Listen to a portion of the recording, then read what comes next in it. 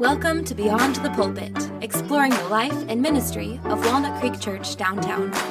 This podcast is a ministry of the pastors of Walnut Creek downtown for our members and regular attenders.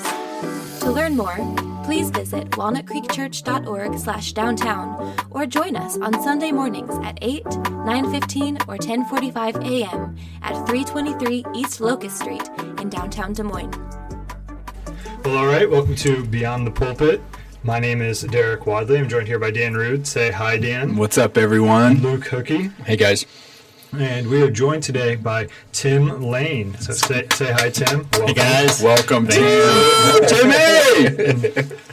Tim has actually just finished our pastoral residency, and if you were at the member meeting last night, when this is released, if you were at the member meeting, you'll know that we are recommending Tim as a pastor at Walnut Creek Church, and we're really excited about that. So we thought it'd be good to have him on so that we can get to know him even better. Oh, yeah.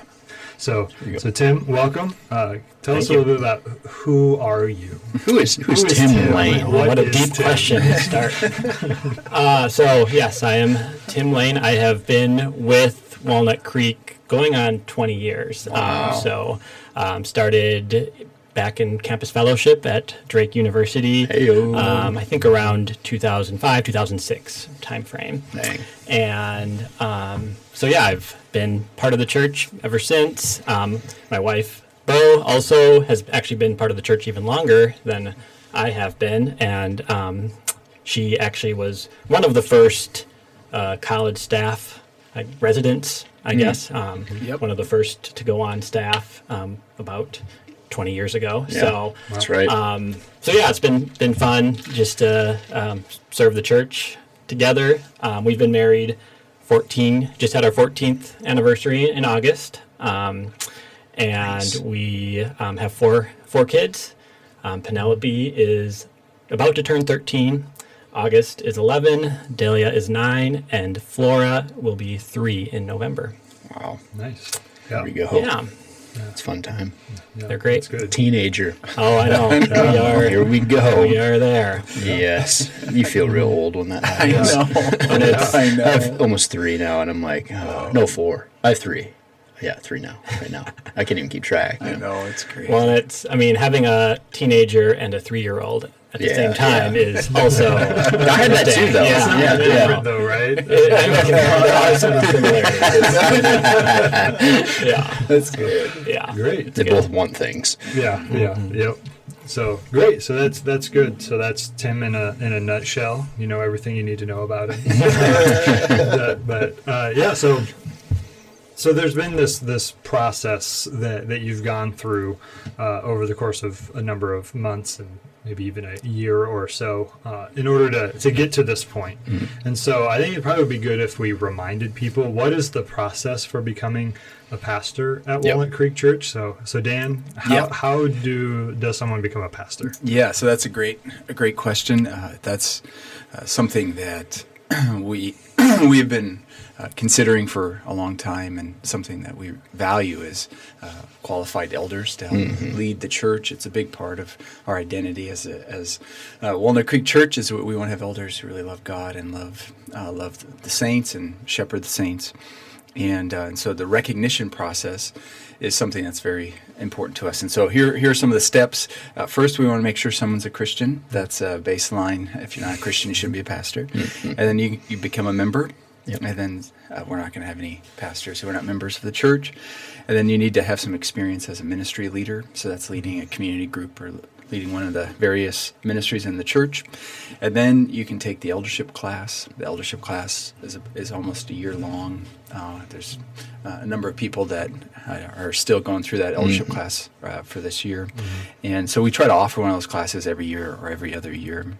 And then there's a doctrinal test and a character assessment test. And so you go through that material, and then the elders review that material. And then we added just recently a pastoral residency. Yep. And we felt like this was a really important step in the process, just to help the saints get familiar with the people we are considering for eldership. And that I think it's a 9-month program. And Tim, you are one of the guinea pigs, along with Eric and Caleb. And Trailblazer, that's right. That's right. And then after the pastoral residency, which you just completed, then we make a recommendation to the church, to the saints at a member meeting about eldership. And then lastly, there's the recognition. There's the recognition of elders within the body. And we want to provide opportunities for the saints to know who their elders are and be a part of the process and offer feedback. It's a very normal piece of the process, or normal part of the process, to recommend someone to the church. And then after they are recommended, then a lot of people will come forward very supportive, but then some people will come forward. Sometimes they have concerns or questions. And so we want to provide the church an opportunity to weigh in and to affirm who the elders are. And so we are at the step right now of recommending Tim to the church to be an elder of the church, which is really exciting. It's exciting. It's a great thing. Yeah, that's great. And so, Tim, that's a lot of many steps that you've gone through, which I think is good. It's been a value add to the life of the church. But how's that experience been for you as you've gone through everything? It's been. Do we want to know the answer? It's been great. I mean, I've really enjoyed the experience of getting to attend pastors' meetings and being at all the services on Sunday mornings. Kind of going through the kind of shadowing of the different roles of. On us, what it takes to put together a service on Sunday morning.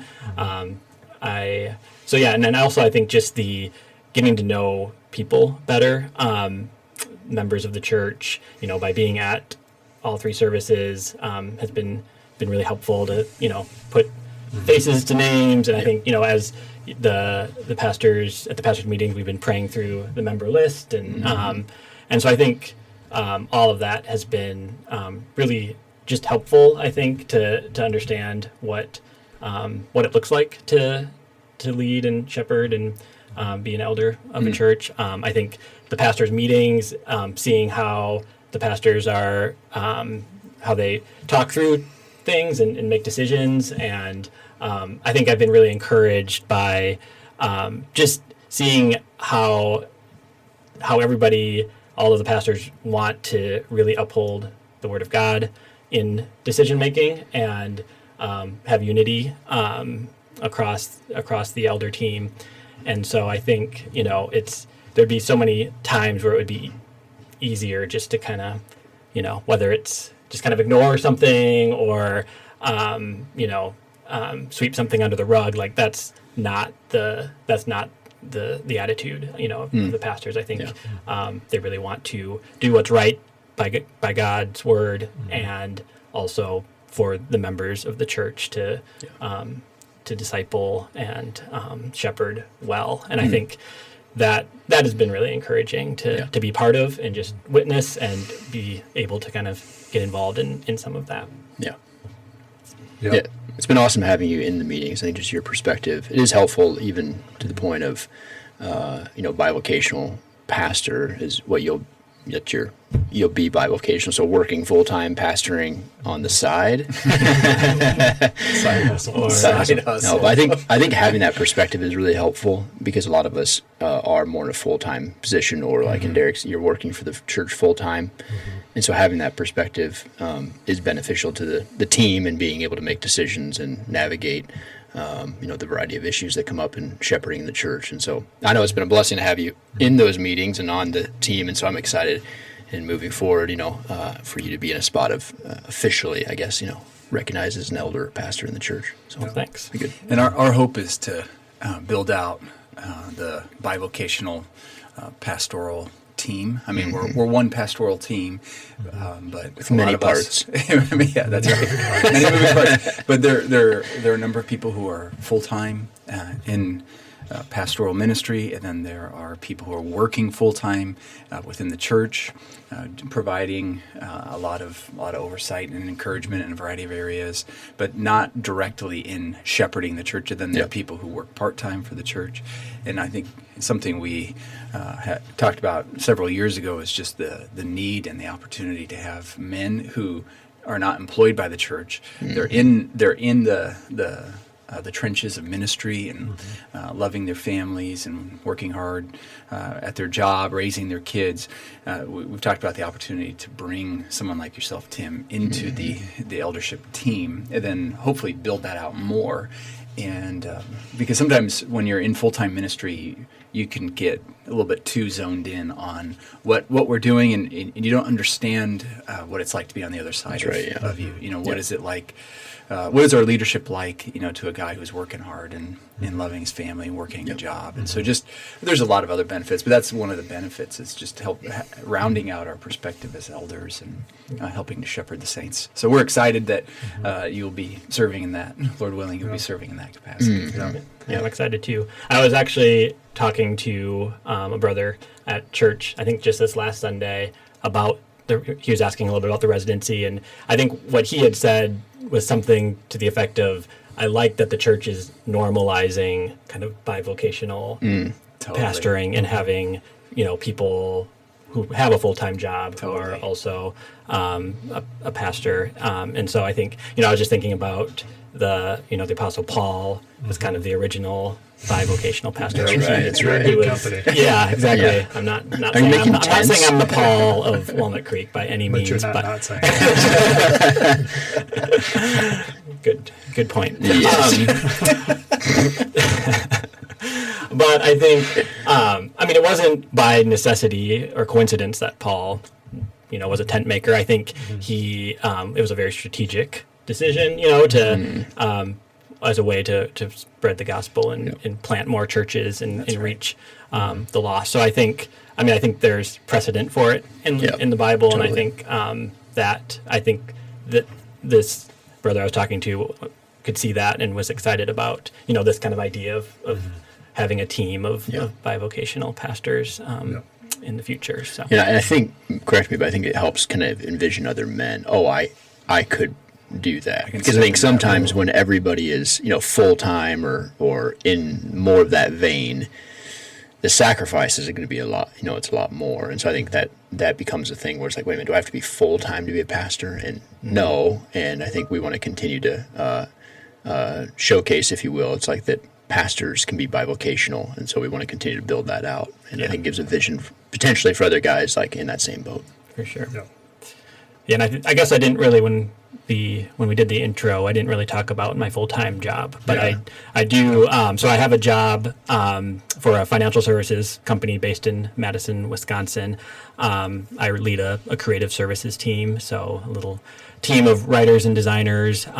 Then we create marketing collateral and for our business, so for our sales team, and a lot of presentations for our executives and leaders and things like that. So and I work from home, which is nice. I have a pretty flexible schedule, which also helps with being able to attend pastors' meetings and that kind of thing.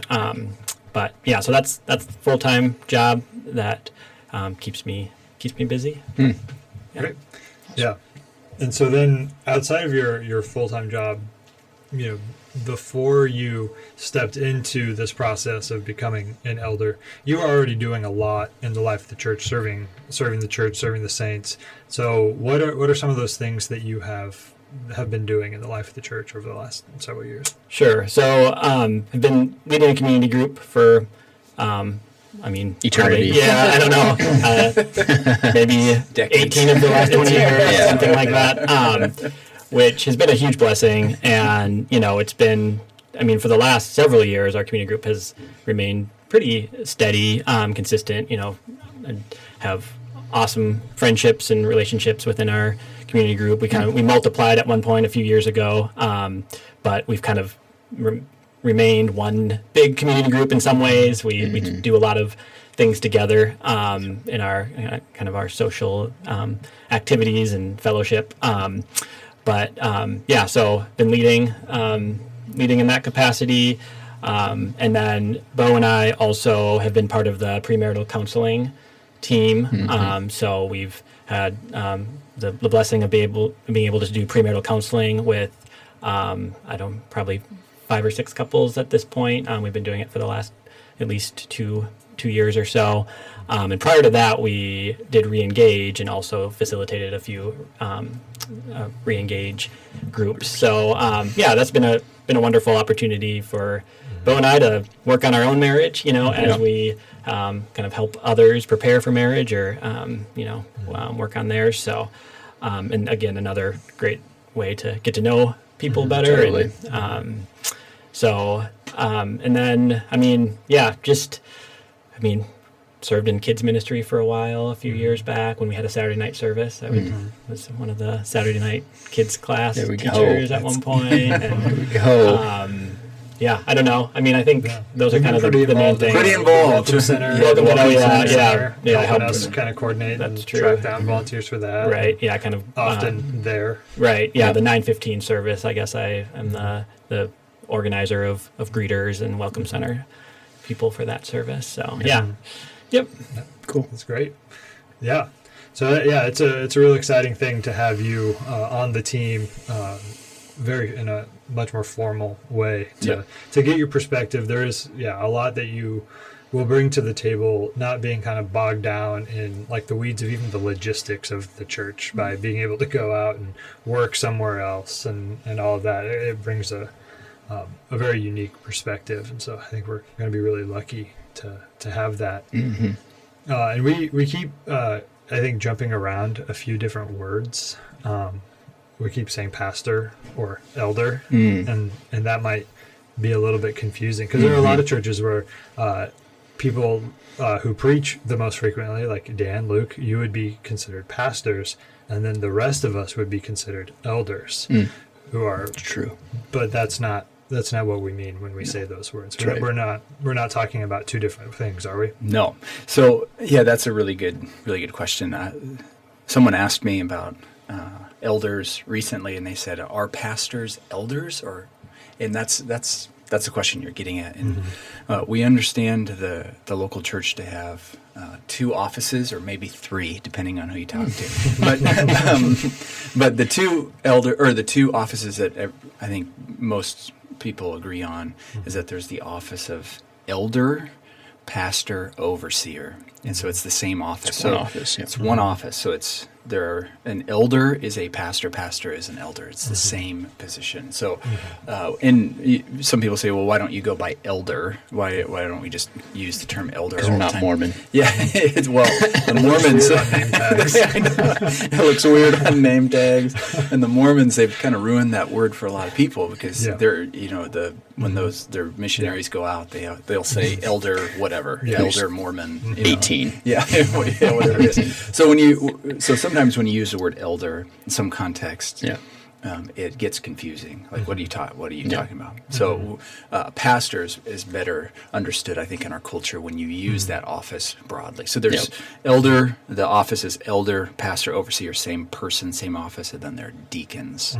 So elders and deacons, and so that's something that we really value as a church. It's a term. The term is a plurality of leaders or plurality of elders, which is the idea that there aren't like the real elders and then the lesser elders, and then the real elders call the shots, and the lesser elders, they just kind of go along. They're yes men. We don't want that at all. We want there to be a genuine plurality. Within the elder team. Equal seat at the table. Equal seat at the table. So one man, one vote. regardless of who you are. Yep. One man, one vote. And so it's a big deal to recognize an elder when you try to take eldership seriously, because that means that we're giving Tim and other men who are recognized a seat at the table. And Tim, your opinion is just like my opinion, and just like Luke's opinion, just like Derek's opinion. Like that's the way we want to operate, where we see each other as brothers laboring together, and it's a big deal. Yep. It's exciting. Yeah. So the term gets thrown around. I mean, elders, pastors, those are the two terms you hear the most. Right. We don't typically use overseer. Or bishop. Although, I mean, there's a movement. There's a shadow campaign for Luke to become the first bishop. Yeah. Bishop, Duke. Okay. Yeah. As long as I get a funny hat. That's right. That's all I want. Yes. That's all I want. Great. We can arrange that. Okay. Thanks. Yeah, we can make that Thanks, happen. Great. So that's a little bit about our process, and it's a little bit about Tim. And so, Tim, thanks for being here with us today. And if you are listening and or watching this podcast, you have the opportunity to get to know Tim more by doing this thing where you walk up to him and you say, "Hey, Tim, my name is whoever. Tell me about yourself." And you can ask him some questions. And so Tim is at all of our services. He's around. Yep. He's friendly. So I'm sure he'll avail himself to that end. And if you have any other questions about the process of eldership or anything at the church, find one of the pastors. Ask us. Talk to us. We'd love to talk to you about that. So just as a reminder, Tim Laehn has been recommended to you as one of the next pastors of Walnut Creek Church. And so over the course of the next few weeks, reach out to us if you want to express any thoughts or questions, concerns that you might have, or to support him, just to give your thumbs up. Give your thumbs up, 1 or 2 thumbs. It's up to you. It's up to you. But yeah, thanks again, Tim, for being here with us. And we look forward to having you on the team. Awesome. Thanks for having me. Thank you for listening to Beyond the Pulpit. Walnut Creek Church exists to glorify God by making authentic disciples of Jesus Christ who love and worship Him in all they do. To submit a question to be answered in our next podcast, please visit our website at walnutcreekchurch.org/downtown. If you haven't already, please give us a follow on Facebook and Instagram and sign up for our weekly email updates. And please join us for church on Sunday mornings at 8, 9:15, or 10:45 a.m. at 323 East Locust Street in downtown Des Moines.